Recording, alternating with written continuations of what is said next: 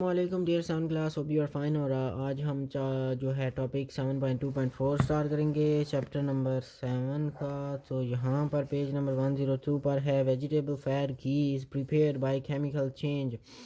Vegetable fat जो है वो जिसे घी बोलते हैं हम, आम तौर पर हमारे घरों में जो किसान या डालडा वगैरह इस्तेमाल किया जाता है तो उसे आप वेजिटेबल फ़ैट भी बोल सकते हैं या घी भी इसके लिए लफ्ज़ इस्तेमाल कर सकते हैं। और ये चीज़ें जो हैं घी हो गया या वेजिटेबल फ़ैट हो गया, इसको आप जो है वो केमिकल चेंज के ज़रिए मतलब परमानेंट चेंज के ज़रिए बनाते हैं।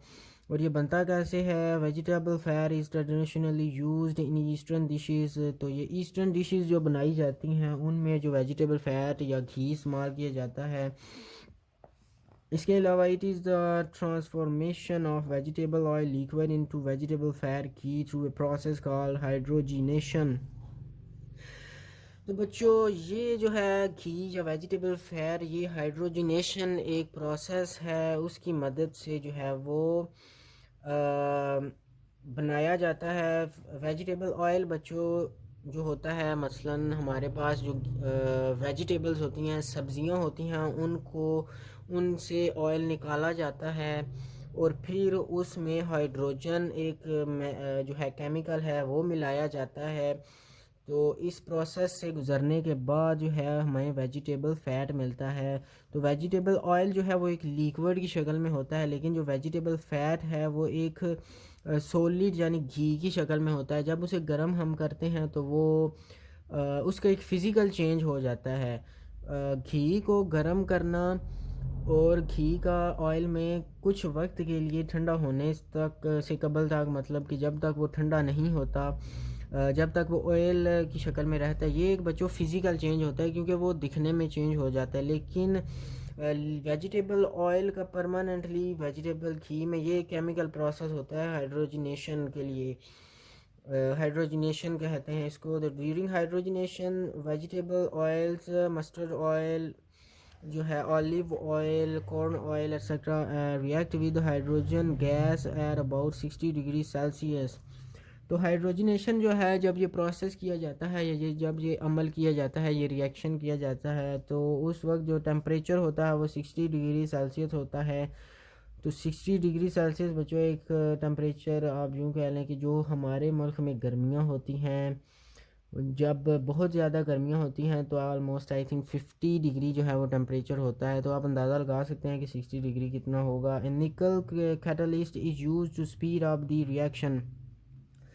तो किसी भी रिएक्शन को तेज़ करने के लिए जो एक केमिकल इस्तेमाल किया जाता है जिसे कैटलिस्ट बोलते हैं। कैटलिस्ट जो है, इस रिएक्शन में जो कैटलिस्ट इस्तेमाल किया जाता है वो निकल है बच्चों। फॉर एग्ज़ाम्पल, हमने कोई एक चीज़ बनानी है और उसको बनाने में 10 मिनट लगते हैं, लेकिन अगर हम उसमें कोई एक और चीज़ ऐड कर दें जिससे वो 5 मिनट लगें, फॉर एग्ज़ाम्पल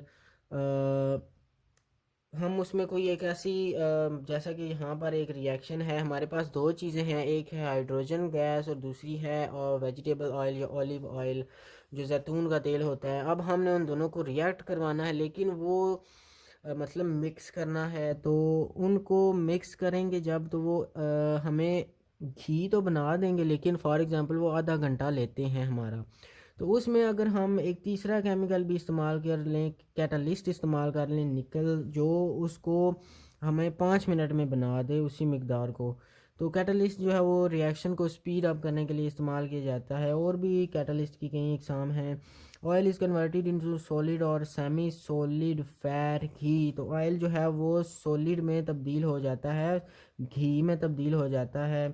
इसके अलावा हाइड्रोजन, यहाँ पे केमिकल रिएक्शन भी दिया गया है, hydrogen plus vegetable oil is goes to घी। तो यहाँ पर ये मैंने पहले भी आपको एक्सप्लेन किया है। Reaction starts large amount of heat is produce, so hydrogenation is an exothermic process.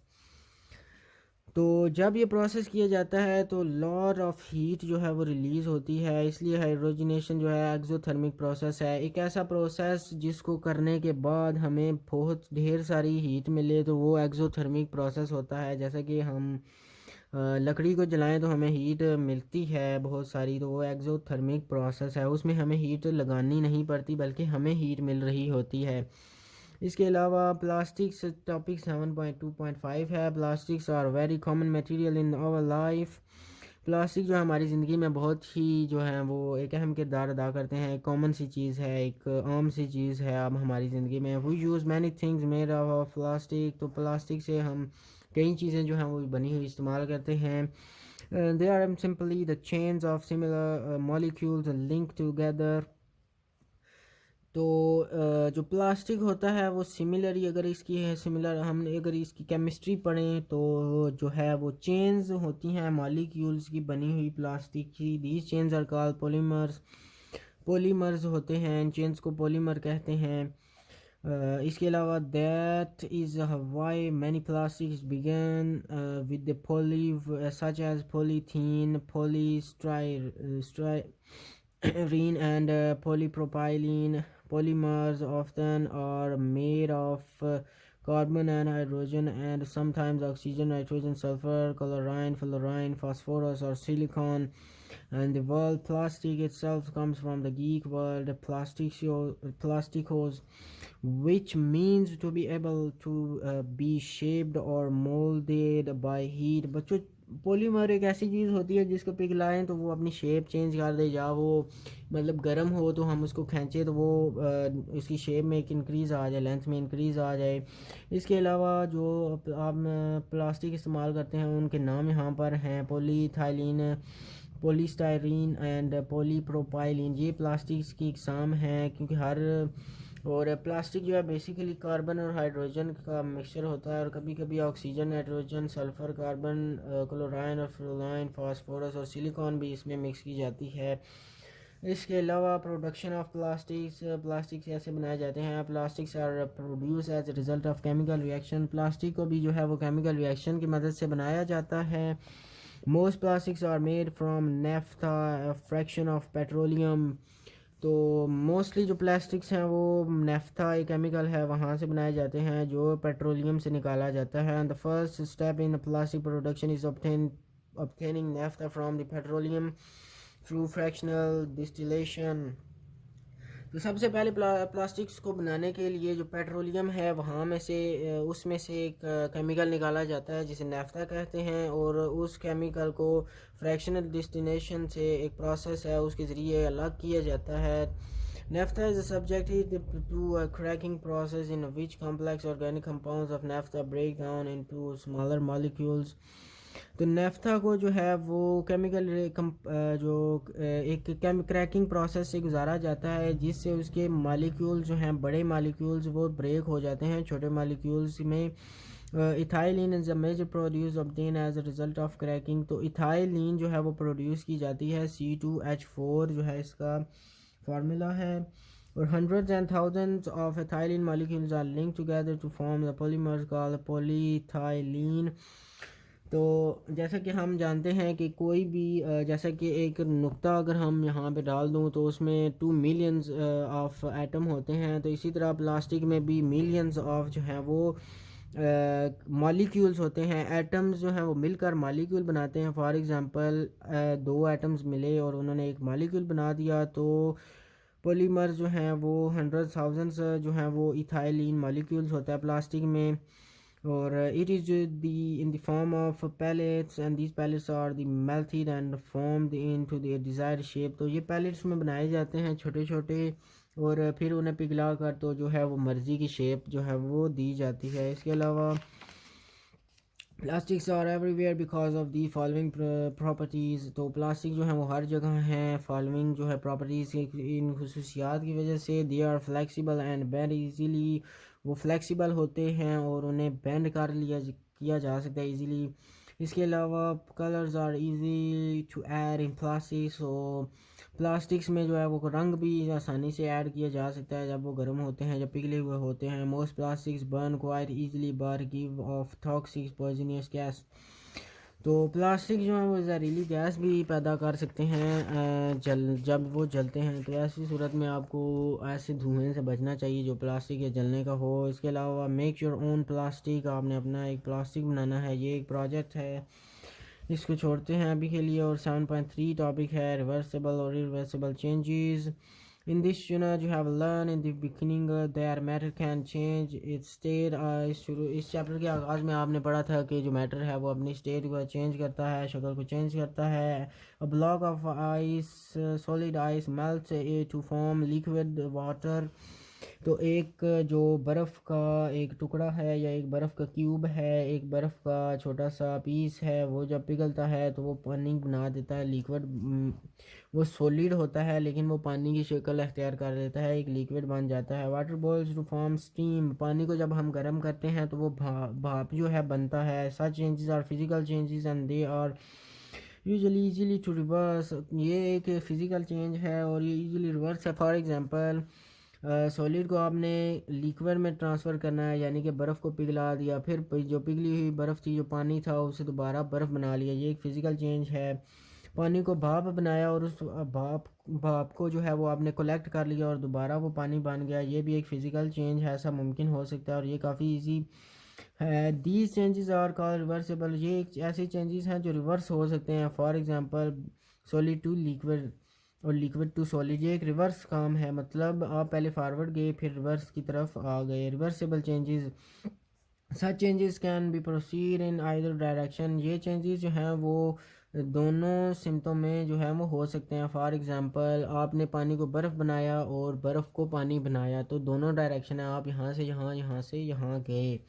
इसके अलावा reversible changes are denoted by a pair of oppositely direct half headed arrow between reactants and products. तो यहाँ पर थोड़ी सी एक technical बात है कि जब हम किसी भी रिएक्शन को लिखेंगे या किसी भी चीज़ को जो है अपनी कॉपी पे रिप्रेजेंट करेंगे. फॉर एग्जांपल, मैंने अब आपको बताना है कि बर्फ़ जो है वो पानी बन सकती है, पानी बर्फ़ बन सकता है. तो इसको मैं यहाँ पर उर्दू में भी लिख सकता हूँ कि मतलब ये पूरी लाइन वगैरह वगैरह, तो ये 2 लाइनें हमारी कवर होंगी.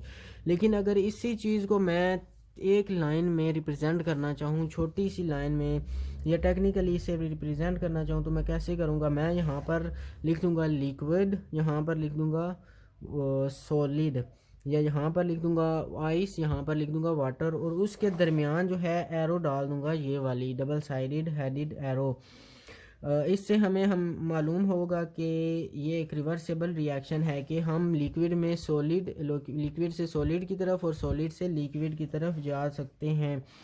और बच्चों, जो हम पहले चीज़ लिखते हैं वो रिएक्टेंट होता है और दूसरा जो होता है वो प्रोडक्ट होता है. फॉर एग्जांपल, यहाँ पे मैंने लिखा आइस, तो ये एक रिएक्टेंट था, और यहाँ पे लिखा प्रोडक्ट जो कि लिक्विड था. इसके अलावा यहाँ पर when blue copper sulphate crystal are heated they lose their water molecules. Blue coloured copper sulphate turn into white. After cooling it, water is added to this white powder and the blue color immediately returns. This indicates that it is a reversible reaction. तो ये एक reaction दिया गया है यहाँ पर. Copper sulphate crystal को जब हम गर्म करते हैं तो उसमें से जो पानी है वो निकल जाता है, और ब्लू कलर जो है वो कॉपर सल्फेट का वो वाइट हो जाता है. और जब ठंडा होने की सूरत में हम उसमें वाटर जो है पानी मिलाते हैं तो उसका कलर जो है दोबारा जो है वो ब्लू हो जाता है. ये एक रिवर्सिबल चेंज है. यहाँ पर बच्चों लिखा है कि हमारे पास एक कॉपर सल्फेट केमिकल है, उसको हमने गर्म किया तो उसमें जो मौजूद पानी था वो भाप बना और उसने अपना कलर लूज़ किया और वो वाइट हो गया. लेकिन जब हमने दोबारा उसे ठंडा होने पर उसमें पानी ऐड किया तो उसका कलर जो है दोबारा ब्लू हो गया. ये एक रिवर्सिबल चेंज है. ऑन दी अदर हैंड, दूसरे तरफ अगर हम देखें तो there are chemical changes which involves the formation of new substance. For example, hydrocarbon burn to produce carbon dioxide and water. इसके अलावा अगर हम देखें तो केमिकल चेंजेस जो हैं जो इन्वॉल्व करते हैं, जो एक केमिकल चेंज होने पर जब वो केमिकल चेंज होता है तो एक न्यू चीज़ बन जाती है. मिसाल के तौर पर हाइड्रोकार्बन्स जो होते हैं, लकड़ी होती है, जब ये जल जाती है तो ये कार्बन डाइऑक्साइड और पानी बनाती है. Similarly, iron rust to form iron oxide. जब लोहे को जंग लगता है तो वो आयरन ऑक्साइड बनाता है. वो जो ब्राउन ब्राउन जो चीज़ आपको लोहे के ऊपर नज़र आती है जिसे हम जंग बोलते हैं, वो बच्चों आयरन ऑक्साइड होता है, क्योंकि उसमें ऑक्सीजन मिक्स हो जाता है. किसी भी चीज़ में ऑक्सीजन मिक्स कर दी जाए तो वो ऑक्साइड बन जाता है. These chemical changes are usually difficult to reverse. ऐसे चेंजेस जो हैं वो रिवर्स नहीं हो सकते। फॉर एग्ज़ाम्पल लोहे को जब जंग लग जाए तो वो दोबारा उसे ठीक नहीं किया जा सकता, क्योंकि वो एक ऑक्साइड बन जाता है। We can say that such changes are irreversible. तो ऐसे चेंजेस इरिवर्सिबल होते हैं। These changes are denoted by single headed arrow.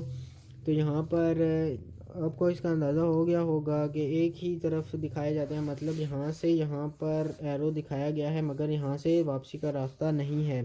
The arrow head indicates the formation of new compound. और एरो का जो हेड होता है वो फॉर्मेशन बना न्यू कंपाउंड की निशानदेही करता है कि ये एक नया सब्सटेंस या कंपाउंड बना है। तो यहाँ पर है identification of physical and chemical change 7.4 activity है मटेरियल और प्रोसीजर। ये हम नेक्स्ट जो लेक्चर होगा उसमें करेंगे और एक्सरसाइज भी इंशाल्लाह कंप्लीट करेंगे। अभी के लिए इतना ही। अगर कोई सवाल हो या कोई चीज़ समझ ना आई हो तो ज़रूर कमेंट में सवाल करें। वीडियो अगर अच्छी बनी है तो भी कमेंट में ज़रूर बताएं, लाइक करें। और अभी के लिए इतना ही। So thanks for watching 7 class.